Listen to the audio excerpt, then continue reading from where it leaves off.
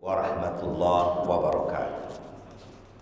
Alhamdulillah nahmaduhu wa nasta'inuhu wa nastahdihi wa nastaghfiruh wa na'udzu billahi min syururi anfusina wa min sayyiati a'malina. May yahdihillahu fala mudhillalah wa may yudlil fala hadiyalah. Asyhadu an la ilaha illallah wahdahu la syarikalah wa asyhadu anna Muhammadan abduhu wa rasuluh. Allahumma salli wa sallim ala sayyidina Muhammad wa ala azwajihi wa dhurriyyatihi wa ashabihi ajma'in. Allahumma la sahla illa ma ja'altahu sahla wa anta taj'alul huzna idza syi'ta sahla. Rabbi shrah li sadri wa yassir li amri wahlul 'uqdatam min lisani yafqahu qawli, amma ba'd. Sahabat saya Cik Sulin Samad, pengurusi masjid kita ni, Tuan Bilal, tuan-tuan, sahabat-sahabat, saudara hadirin hadirat, ibu-ibu yang saya kasihi dan saya muliakan. Alhamdulillah, tentu sekali kita bersyukur pada Allah Subhanahu wa taala kerana dengan izin, dengan rahmat, dengan inayah dan taufik daripada Allah Azza wa Jalla, kita semua berada di sini. Kita semua telah diberikan hidayah dan taufik serta kemudahan dapat sama-sama petang ni maghrib berjemaah, dan insya-Allah dapat pula menyambung kembali telaah kitab kita, iaitu kitab tentang hulu, tentang melampau, keterlaluan, berlebih-lebih. Menarik kitab ni. Kita baru sampai ke muka surat 16. Jauh lagi kita ni tuan, kita perlukan baru juga muka surat 14. Okey. Kita masih lagi di peringkat awal-awal lagi ni, pembahasan umum dulu, tidak detail-detail. Semoga apa yang kita usahakan ni akan memberikan kita ilmu yang bermanfaat, sebagaimana kita doa setiap pagi. Allahumma inna nas'aluka ilman nafi'a, ya Allah, aku mohon padamu ilmu bermanfaat yang dengannya memberi kebaikan ukhrawi kepada kita ni, lebih-lebih lagi akhirat kita lah, kan, dan juga duniawi kita ni. Kita juga mohon rezeki yang luas, dan kita mohon rezeki yang baik, dan kita mohon amalan kita diterima. Okey. Baik, kita sampai ke tajuk salah faham mengenai melampau. Hari itu sedikit kita sentuh. Ini ingin saya ulangi supaya kita dapat mengimbau apa yang telah kita pelajari sebelum ini di muka surat 14.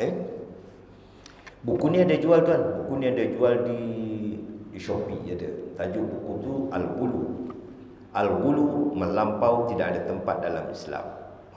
Profesor Dr. Basri Ibrahim Al-Azhari. Baik. Kita baca sikit dulu. Individu, orang-orang yang menjaga taklif, yang menjaga kewajipan syarak, menjaga tuntutan syarak, tuntutan agama dengan penuh kefahaman. Dia mengerti yang ni wajib, dia tahu yang ni sunnah, dia tahu yang ni tak boleh dibikin. Dia memenuhi, dia menjaga, dia menunaikan taklif syarak ini dengan penuh faham dan sadar, sederhana, tanpa keterlaluan, tanpa berlebih-lebih. Tidak boleh dikatakan orang itu melampau. Jangan dituduh melampau. Kalau dia memang benar menjaga agamanya, dia mengerti yang ni memang tuntutan syarak, yang ni memang disunahkan, dia buat, jangan dituduh melampau. Meskipun pada uruf masyarakat kita ni memandangnya lain. Ni melampau sudah ni lain dari apa yang kita amal. Pandangan masyarakat tidak patut diterima ni. Dia nak memandang sesuatu ni dengan agama, bukan dengan pandangan orang ramai, bukan dengan majoriti. Dalam ayat Quran Allah menyebut wa aktsarahumul fasikun, kebanyakan manusia itu fasik. Wa in tuti aktsara man fil ard, kalau kau ikut kebanyakan manusia di bumi ni, yudillu ka an sabilillah, saya kita akan sesat barat. Kita akan sesat. Kita tak boleh ikut majoriti, kita kena ikut agama. Baik. Sehubungan dengan itu, tuduhan yang mengatakan seseorang itu melampau sebenarnya tidak tepat. Bila orang itu beramal dengan yang betul, yang benar, berdasarkan kefahaman yang sahih, kan? Bila dituduh melampau tak tepat, bahkan dikira sebagai bentuk maksiat, dosa. Kita menuduhnya itu adalah dosa. Kan? Kita menghukum orang tu ekstrim melampau hanya dengan kerana dia beramal dengan agama yang memang ada dalil dan sahih lah pula. Kita tuduh melampau. Penuduhan itu adalah maksiat. Penuduhan itu dosa. Hal ini disebabkan tuduhan itu menyifatkan ketaatan sebagai maksiat. Kan? Padahal dia amal-amal yang taat, yang diperintah Allah, kita tuduh dia pula kan sebagai yang salah. Kan dosa jadinya. Perkara ini menyebabkan orang lari dari melakukan amal taat dan menzahirkan galakan menentangnya secara tidak langsung. Seolah-olah kita ni menentang hukum Tuhan. Tak? Macam kes yang dahulu kita dah buat contoh. Dulu-dulu orang mula-mula pakai niqab nampak mata ni. Oh ini kan. Dulu-dulu orang mula pakai tudung. Sebelum tahun 60-an ustazah pun tak pakai tudung menanya. Dia pakai jenis scarf rambut terkeluar ni kan. Kerja sekolah agama rakyat dulu-dulu lah tahun 60-an. Bila mula kesedaran Islam pakai tudung baru. Di peringkat awal tu macam-macam tuduhan. Kan? Baik. Ya, zalim adalah sifat yang keji, ya. Zalim sifat yang keji. Hukum zalim jika menggolongkan orang yang menjaga solat dengan baik dan istiqamah sebagai orang melampau. Dia ni, teguh solatnya, kita tuduh dia melampau. Jangan. Itu zalim namanya, berdosa. Begitu juga dengan orang yang mengangkat tangan ketika melakukan rukuk, kan, dia ikut step sebagaimana dipelajari, bangun rukuk angkat tangan, ya tak, bangun daripada tasyahud awal angkat tangan, Allahu akbar, ya tak. Jangan dituduh sebagai melampau, jangan. Itu sebabnya agama ni dengan ilmu, dengan berdasarkan ilmu, tak boleh berdasarkan orang ramai. Ni lain dibaca dulu kan. Peringkat awal kita mewar-warkan adanya bacaan tasyahud yang lain selain daripada yang amal biasa ni. Kita biasa standard dari sekolah rendah, kita diajar at-tahiyatul mubarakatuh salawatut thayyibatu lillah.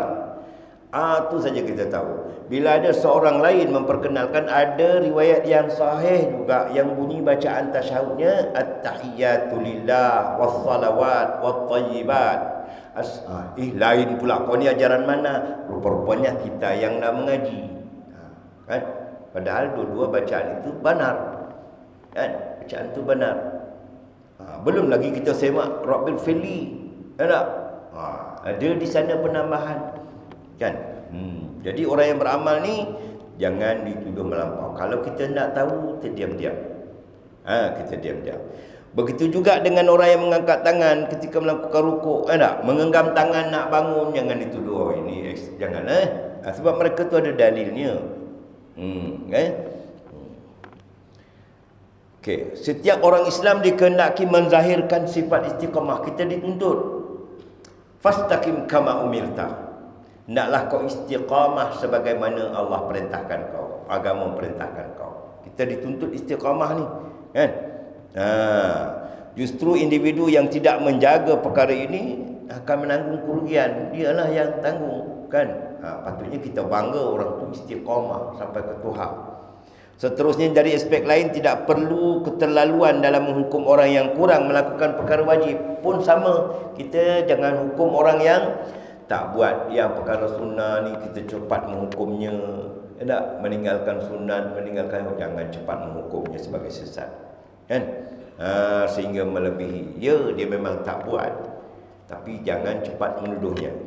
Tidak boleh menghukum mereka menerusi 3 atau 4 perkara yang dilakukan oleh mereka, seperti tidak angkat kain di atas buku lali. Tuan, memang ada hadis, tuan. Memang ada hadis, ma asfala minal ka'baini minal izar fa finnar. Apa-apa yang berlebih daripada buku lali, lelaki, lebih daripada buku lali tu neraka, jawabnya. Jadi jangan cepat nak Oh ni singkat ni apa ni tak lawa dah, tapi jangan. Bagi orang yang beramal dengannya, alhamdulillah dia amal. Okey. Di antara 3 golongan manusia yang Allah tidak ajak bicara, tidak bertanyakan mereka ni dan tidak mengampuni mereka, malah mereka mendapat azab. Apa dia tuan? Al-musbil, iaitu orang yang melabur-laburkan pakaiannya. Bagaimanapun ada 8 huraian ulama yang berkaitan sebab ada hadis lain. Kan? Adakah pakaian labuh aku ni, kata Umar, aku ni melampau. Kan?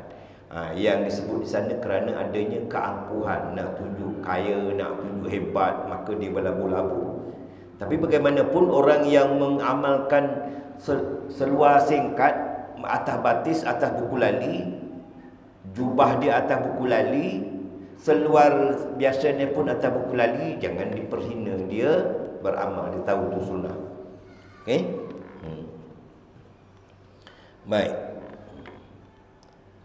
Individu yang tidak melakukan perkara itu tidak wajar dihukum sebagai melakukan perkara bid'ah yang standard biasa, bukan sombong pun kan. Kan? Atau jangan dituduh sebagai fasik, terkeluar daripada agama ni yang sekarang berlaku ni tuan ni. Ya tak? Kan? Bila yang pihak ni yang beramal dengan sunnah melihat sana, ini semua tak boleh pakai, ini semua hancur, ini semua fasik, jangan. Ya tak? Jangan pihak sana pun mundur, ni apa ni melampau-lampau juga, nak cantik baik ni fashion sekarang ni semua bawah bulan ni, tiba-tiba datang seluar senteng ni apa hal macam. Kalau jangan itu sebab perlunya ilmu dan pengetahuan. Bagus kitab ni. Okey. Hal ini seolah-olah menggambarkan Islam hanya fokus kepada perkara-perkara itu saja. Seolah-olah memberi tumpuan perkara-perkara yang kita sebut tadi, seluar, janggut. Apabila sesuatu perkara dilaksanakan oleh seseorang, kita tidak perlu lagi melihat kepada cabang yang lain, seolah-olah yang lain tu terabai. Kita aspek yang ni saja. Oh, silapnya kita ni. Padahal kewajipan Islam itu sangat banyak dan luas yang dituntut supaya kita semua beramal dengannya. Aspek makan, aspek berkeluarga, aspek peribadi, aspek akhlak, aspek kan ibadat yang lainnya. Bukan hanya kerana beberapa perkara tu maka kita hukum dia. Tak boleh begitu. Okey. Hingga kan aspek membuang batu di jalan pun diambil kira sebagai cabang daripada iman. Hanya buang duri, hanya buang kaca, hanya buang halangan di jalan, hanya menyebabkan tidak banjir di jalan, dia buang sampah-sampah yang menyumbat laluan air keluar, agar air keluar daripada jalan raya, itu pun cabang daripada iman. Kan? Cabang daripada iman. Bukan pergi masjid, bukan solat saja, bukan sedekah saja, bukan. Berkaitan dengan halangan di jalan raya pun tuntutan iman. Sampailah menjaga kalimat tauhid, kan? Oleh yang demikian, kita perlu melihat sifat amanah, adil, ihsan, jujur, taat kepada ibu bapa dan lain-lain dalam menentukan hukum seseorang. Aspek yang lain pun perlu diambil kira. Kan? Perlu diambil kira. Jangan hanya kerana perkara kecil itu kita menghukum secara zalim. Kan? Jangan. Justru kita sebagai manusia perlu adil dalam hukum manusia berdasarkan neraca syarak, bukan pakai perasaan, bukan pakai akal, bukan pakai adat. Allah Subhanahu wa taala mengingatkan, alla tadghaw fil mizan wa aqimul wazna bil qisti wa la tukhsirul mizan. Supaya kamu tidak melampaui batas dalam menjalankan keadilan. Dalam melaksanakan keadilan, jangan melampau batas. Dan betulkanlah cara menimbang dengan adil, dengan wajar. Ya tak? Janganlah kamu mengurangi barang yang ditimbang. Nak dapat untung, nak dapat ni. Jangan menyebabkan orang lain terzalim. Jangan. Okey? Individu atau orang-orang yang meninggalkan amalan sunnah banyak ni. Kan? Ada orang tahu, ada orang tak tahu. Tahu itu sunnah, tapi dia meninggalkannya. Ini pun tidak patut dicela pada uruf syarak selagi tidak ianya memandang remeh kecil perkara ini. Kan?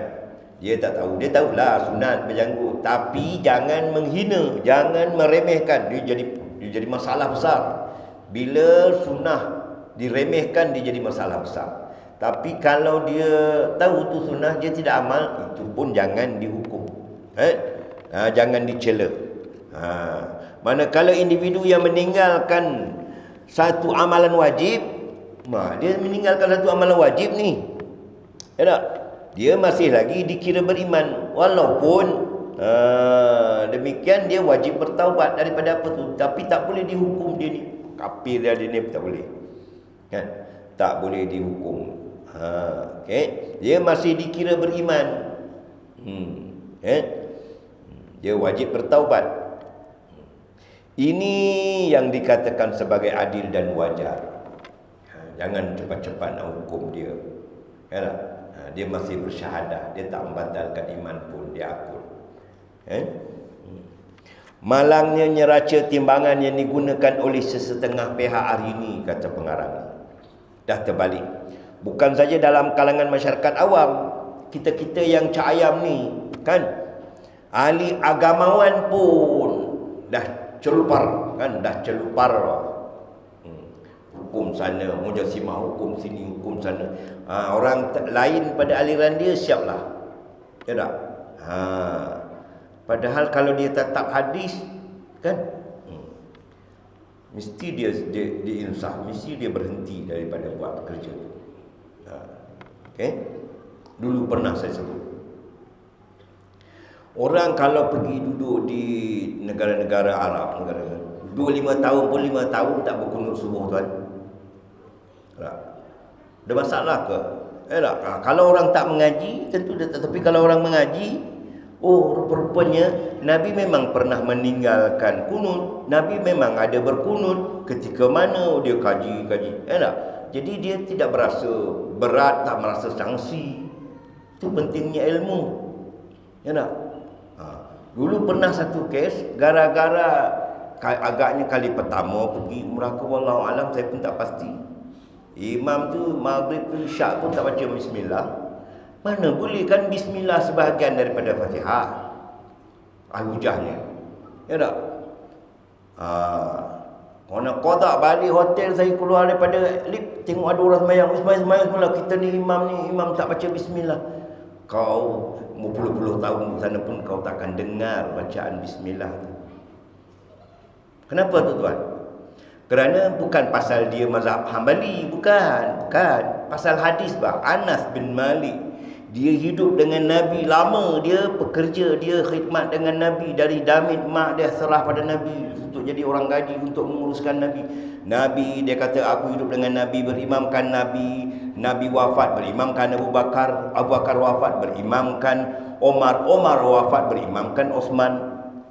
Keempat-empat ni tidak aku dapati mereka membaca kuat Bismillahirrahmanirrahim ketika solatnya. Tu hadis ni mana jumpa ni? Hadis ni dalam Sahih Muslim lah. Bukan cerita-cerita dongeng daripada kitab-kitab Tajul Muluk, bukan daripada hadis. Kan? Tapi kenapa kita baca? Sebab adanya hujah yang lain. Itu sebabnya kena belajar. Jadi kalau kita belajar, nanti kita pun tenang. It's okay. Kan? Okay. Kita nak baca pun kerana gara-gara hadis tu, it's okay. Allahu Akbar. Bismillahirrahmanirrahim. Alhamdulillahi Rabbil Alamin. Tak boleh kalau kita amal. Kan kita belajar hadis, it's okay. Jadi kita pun tenang. Pasal kita dah berpengetahuan tentangnya. Kan? Berpengetahuan tentangnya. Baik. Ada juga ilmuwan, kan, yang tak menerima pandangan-pandangan orang lain ni kerana mereka sendiri adalah generasi baru kononnya, kan. Ni kemudian ni nak dalil, nak apa. Kita dunia berkembang, kita nak cari, tuan-tuan sahabat-sahabat semua nak cari yang sahih dah senang dah. Tuan-tuan type saja. Bacaan sebelum makan yang sahih daripada Nabi. Mesti keluar macam-macam. Yang sahih yang ni. Kan tak? Apa lagi? urusan kematian yang sahih menurut sunnah, mesti keluar. Baik YouTube, baik Instagram, baik macam-macam boleh keluar. Kan? Okay.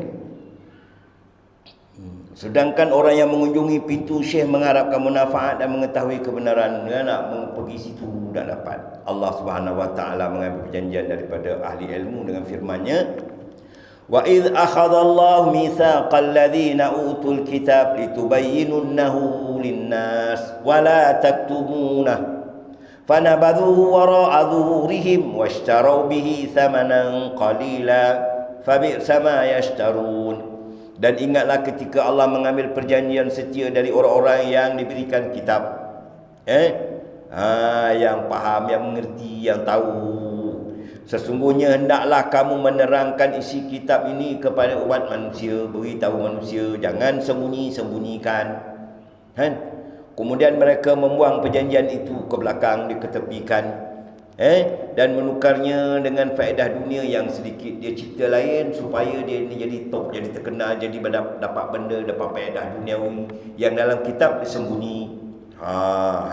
Maka amat buruknya apa yang mereka kerjakan, dengan menukarkan agama untuk faedah duniawi. Banyak berlaku, ya tak? Banyak berlaku. Contoh yang lebih mudah adalah sekiranya dua orang gadis. Ini dia buat contoh. Ada dua gadis di tempat awam, seperti pasar ke, emporium ke, klinik ke. A memakai niqab, pakai tudung labu, pakai sarung tangan. Okey. Seorang lagi tidak pakai apa-apa, hanya sekadar tutup kepala saja. Pakai baju kurung, tutup kepala saja. Yalah, fit sikit. Istilah fit kan, supaya nampak moden sikit. Sudah tentu gadis yang memakai niqab ni jadi bahan komentar. Wah, lain juga ni. Ya tak? Nah, kan dianggap ketinggalan, dianggap ekstrim, dianggap macam-macam. Kan? Dianggap sebagai perkara pelik lain pada masyarakat. Kan? Yang pakai niqab, yang bersarung tangan. Macam manalah dia nak makan? Macam-macam dia fikirlah. Yang bukan-bukan. Kan? Beliau dikatakan memilih jalan menyempitkan dirinya sendiri. Tengok tanggapan masyarakat. Manakala gadis kedua senang diterima orang ramai. Kan tak? Sebab senanglah, mesra alam, mesra orang, kan?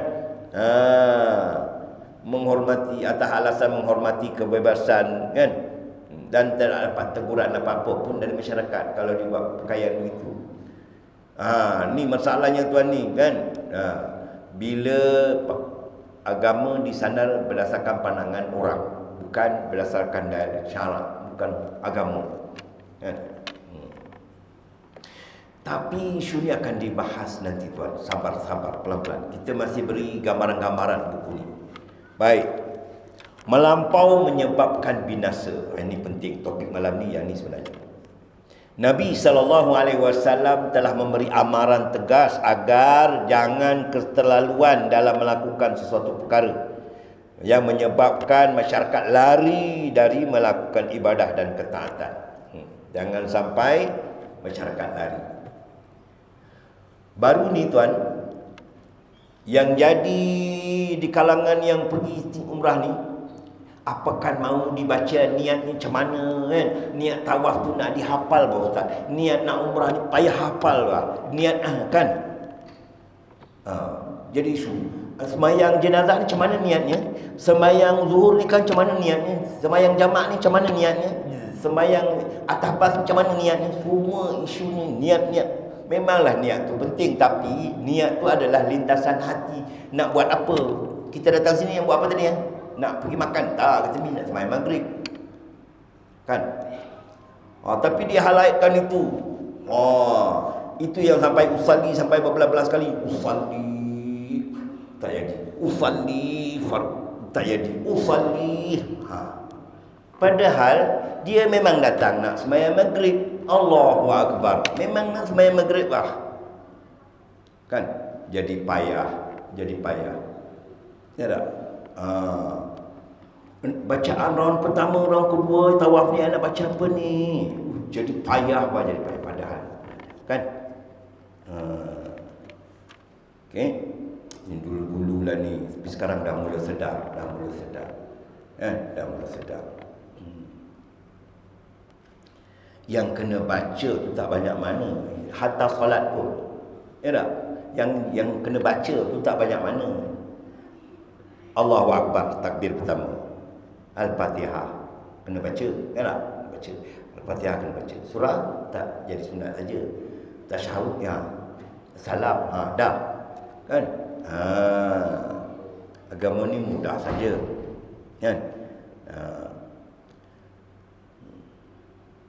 Kadang jadi pening orang. Belajar agama jadi pening. Patutnya belajar agama nak dipraktis dan jadi mudah, ada tenang hati. Oh ni kau belum sampai tahap ni, kau ni belum level kau lagi lah ini kan. Itu semualah tu. Rasulullah sallallahu alaihi wasallam bersabda. Ini bukan kata ulama ni, kata sabda Nabi. Wal qasda tablu. Bersederhana nanti kita akan sampai. Sedang-sedang bah. Ya, jangan nak ambil semua bolos semua cepat nanti tak payah. Sedang-sedang kau akan sampai. Nabi sallallahu alaihi wasallam sebut hadis daripada Abdullah bin Mas'ud radhiyallahu an. Hadis sahih Muslim. Halakal mutanatti'un qalaha thalathan. Rasulullah sallallahu alaihi wasallam kata binasa orang melampau ni.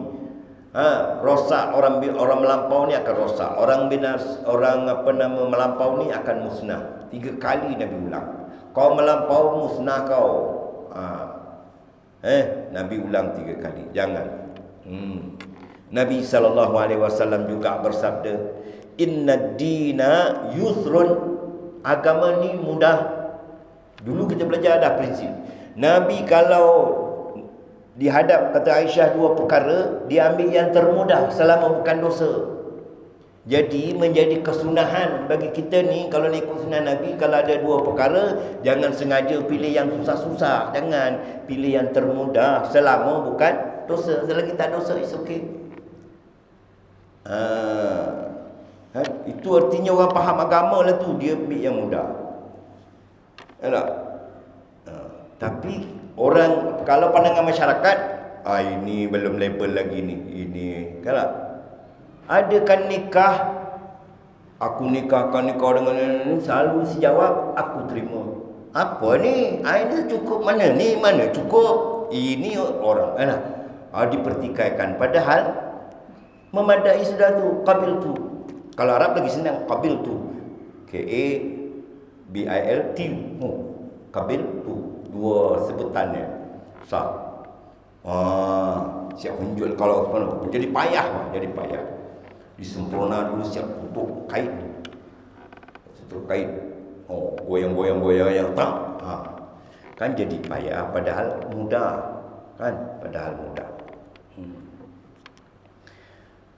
Kadang-kadang kita melihat dan mendengar ada individu yang bersikap syadid, bersikap keras kepada dirinya sendiri pun sama, kepada diri sendiri, tanpa pemahaman yang betul. Dia tak betul, pahaman dia tak betul, lalu dia bersifat syadid, sebab keras. Disebarkan dalam YouTube. Ini betul ni. Siapa-siapa yang mengambil air Zam-Zam di Masjid Nabi, haram hukumnya, sebab air itu adalah air untuk orang solat. Apa yang Quran kata ada dalam grup. Dalam Syadid. Padahal dah ada dah mufti Madinah, Profesor Wahid, Syekh Wahid beritahu, air dalam tu wakaf untuk orang minum. Kalau kau ambil 1 beldi buat balik, itu baru haram. Kalau kau ambil tong-tongnya buat balik, kau pam dari Masjid Nabi ke hotel, itu baru haram.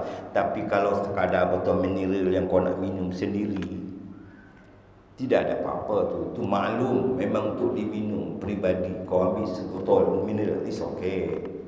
Ini ya Allah, kau ambil sikit pun haram. Jadi melampau.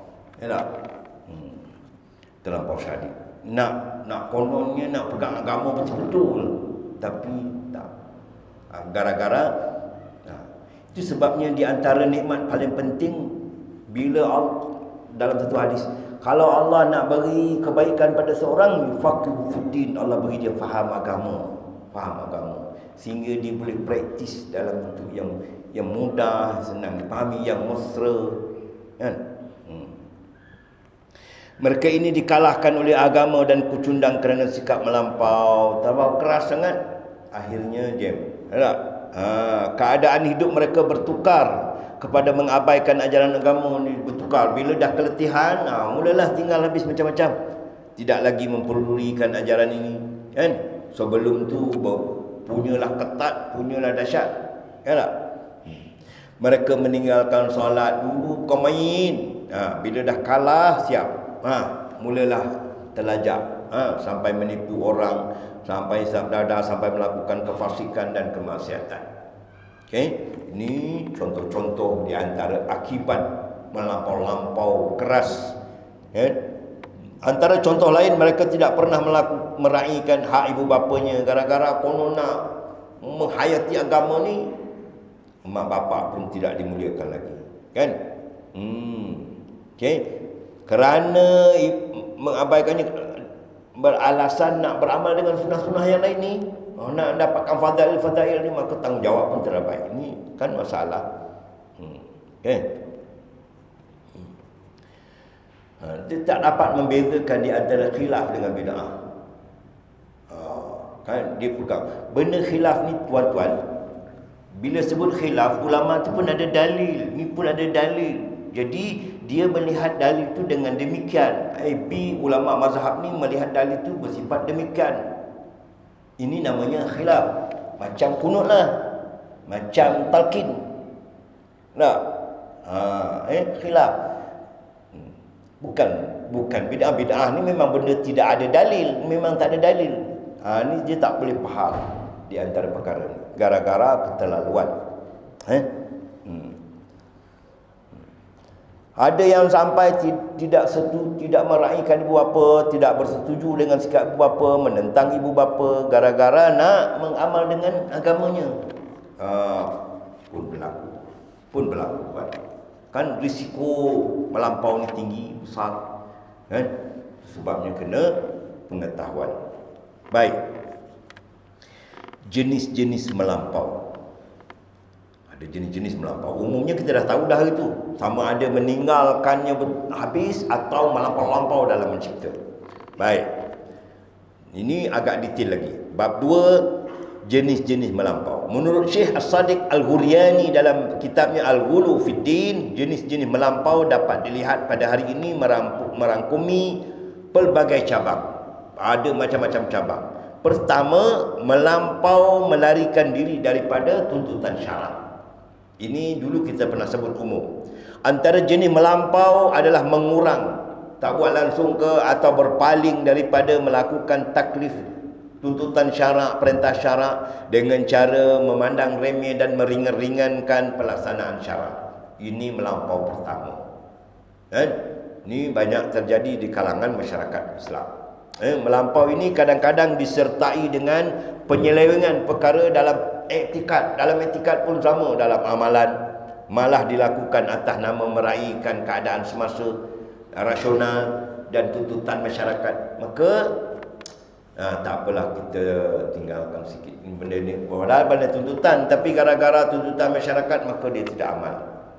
Meninggalkan tuntutan agama gara-gara budaya masyarakat sekeliling tak amal, kita pun tak amal. Kalau bagi cadangan pun tak jadi. Ya tak? Apa pendapat tuan-tuan? Kita ikut sunnah Nabi, azan 2 kali, sejam sebelum subuh azan. Azan yang kedua baru azan fajar sadiq untuk salat subuh. Kalau dibuat macam mana?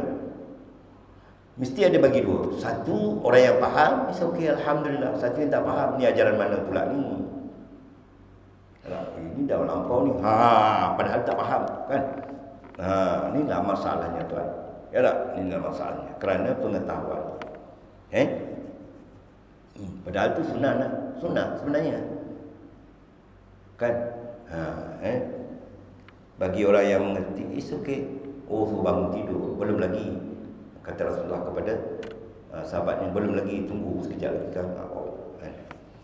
Ada yang berselindung di sebalik Al-Quran dengan menyatakan Al-Quran sudah mengandungi penjelasan dengan segala perkara. Jadi memadai Al-Quran sajalah, tak perlu berhajat kepada yang lain daripadanya. Quran sudahlah, tak perlu yang lain. Ini ramai ni tuan ni.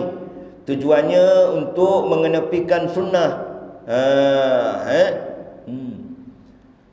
Nak tak payah guna sunnah hari ni. Al-Quran dah cukup kan. Tuhan dah kata ma farratna fil kitab min syai'. Kan Tuhan tak tinggalkan satu perkara pun. Jadi mengabaikan sunnah lah ni sikap ni. Begitu juga sikap ini bertujuan menyisihkan warisan hukum fiqh yang diistinbatkan daripada Al-Quran dan hadis. Ada hukum-hukum yang bersifat ijtihadi berdasarkan Al-Quran dan hadis. Banyak ni kalau kita mengaji fiqh, usul fiqh, kan? Bila sebut macam tadi, tertinggal ni part-part ni tak dipakai langsung. Part ni tidak dipakai langsung. Kan? Pada hakikat yang sebenar, orang yang berpegang dengan mazhab atau aliran sebegini adalah orang yang mendustakan Al-Quran. Yang pegang Quran saja, aliran yang pegang Quran saja ni, sebenarnya dia telah menafikan Al-Quran. Dia telah mendustakan Al-Quran, meskipun dia beranggapan pendukung Al-Quran. Dia sendiri sebenarnya telah menafikan Al-Quran. Kan? Hal ini disebabkan dia menolak sunnah, berarti juga menolak Al-Quran. Pasal bila dia pegang Quran, sepatutnya lah dia jumpa akan ayat Allah Subhanahu Wa Taala. Wa ma atakumur rasul fakhudhu. Apa yang Rasul datangkan kepada kamu hendaklah kamu ambil.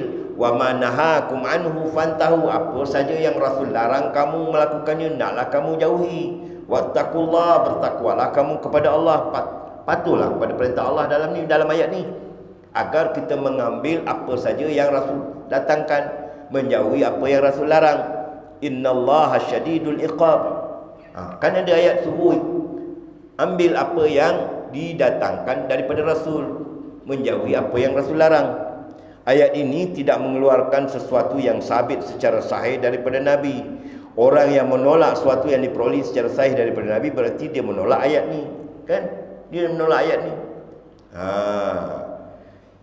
Ini yang difahami oleh Abdullah bin Mas'ud ketika dia dihujahi oleh seorang wanita dulu, zaman sahabat ni, zaman Abdullah bin Mas'ud, yang menyatakan dia tidak menemui dalam Al-Quran ni mengenai Allah melaknat wanita bercukur bulu kening. Tak ada pun dalam Al-Quran ayat-ayat yang berbunyi wanita yang mencukur bulu kening. Tak ada pun larangan. Katanya kepada Abdullah bin Mas'ud, kasih nipis macam orang sekarang ni kan. Dah hilang terus pula, bobo pula wanita balik semula untuk nampakkan lain tu. Ya tak? Cukur lepas tu bobo pula lagi lain kan.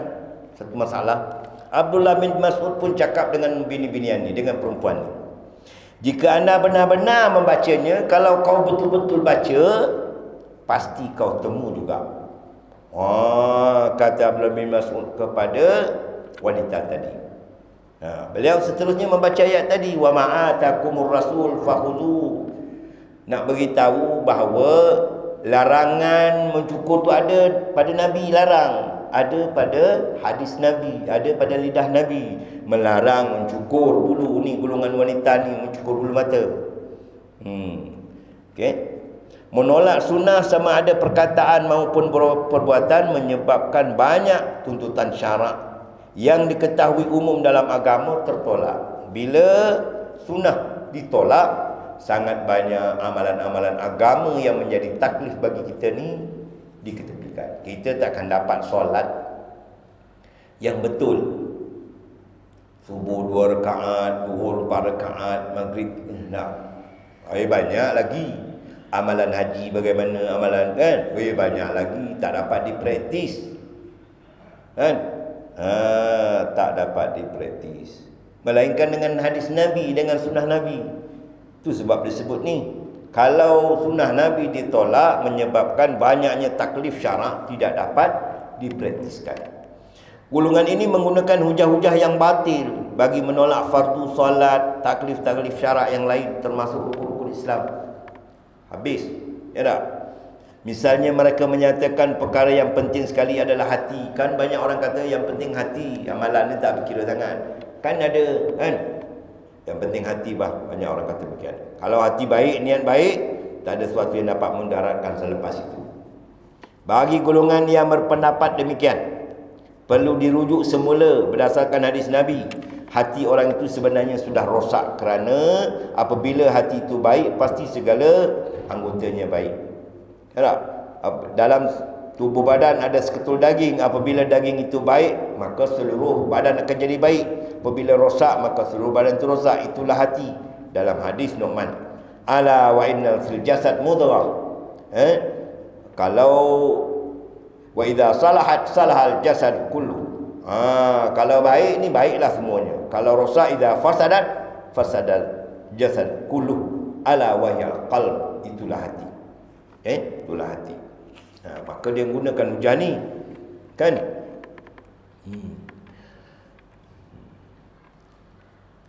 Padahal sebenarnya dia ada masalah tentang itu. Ya tak? Tentang itu. Hatinya tidak baik dengan agama. Ada juga golongan yang memperakui taklif syarak tapi menyelewengkannya. Dia tahu ni akun dengan taklif syarak tapi menyelewengkannya. Ni pun banyak ni. Yang sebenarnya bagaimana? Ya tak? Yang sebenarnya bagaimana praktis agama ni? Berdasarkan orang kah, berdasarkan tarikat kah, berdasarkan syekh kah, berdasarkan nabi? Berdasarkan nabi lah, sebab nabi yang bawa agama ni. Kita semua dituntut mencontohi nabi. Kita semua dituntut yang nabi ajar macam mana. Kita nak tahu, kan? Kita nak tahu. Jadi kita kena ambil tahu yang nabi buat macam mana sebenarnya, yang nabi suruh macam mana. Soalan itu tak terfikir daripada kita. Kita, guru aku ajar macam ni, syekh aku ajar macam ni, ada ustaz aku ajar macam ni. Ya tak? Okay?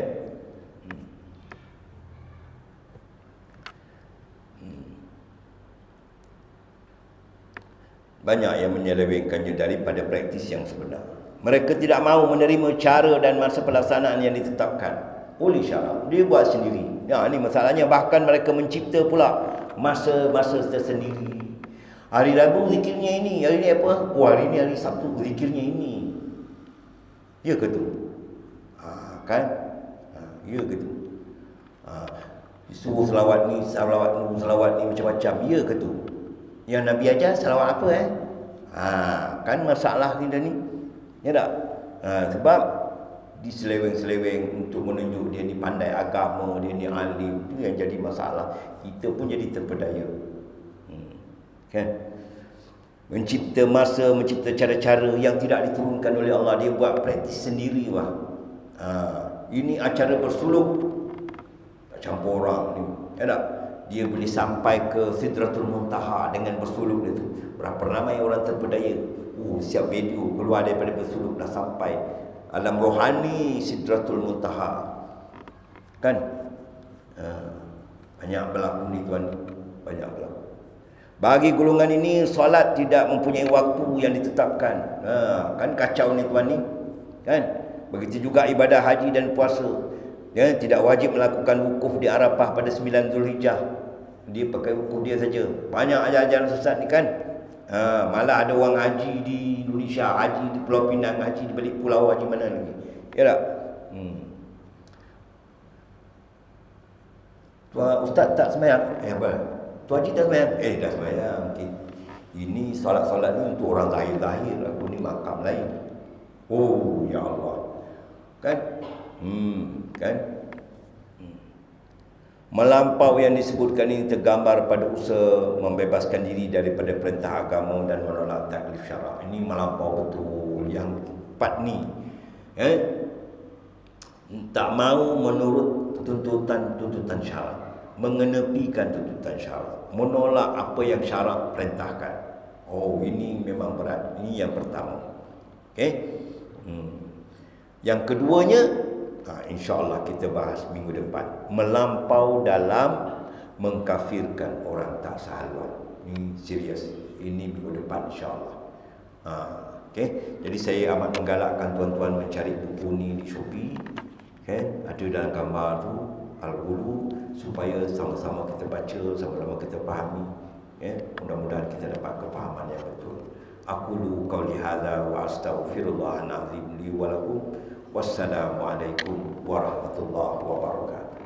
Bismillahirrahmanirrahim. Alhamdulillahirabbil alamin wassalatu wassalamu ala sayyidina Muhammad wa ala azwajihi wa dhurriyyatihi wa ashabihi ajmain. Allahumma arinal haqqa haqqan warzuqna ittiba'ah wa arinal batila batilan warzuqna ijtinabah. Allahumma ya muqallibal qulub tsabbit qulubana ala dinik. Allahumma ya musarrifal qulub sarrif qulubana ala ta'atik. Rabbana la tuzigh qulubana ba'da idh hadaitana wa hab lana min ladunka rahmah innaka antal wahhab. Rabbana hab lana min azwajina wa dhurriyyatina qurrata a'yun waj'alna lil muttaqina imama. Rabbana atina fid dunya hasanah wa fil akhirati hasanah wa qina adzabannar. Wa sallallahu ala sayyidina Muhammad wa ala alihi wa sahbihi wa sallam walhamdulillahi rabbil alamin.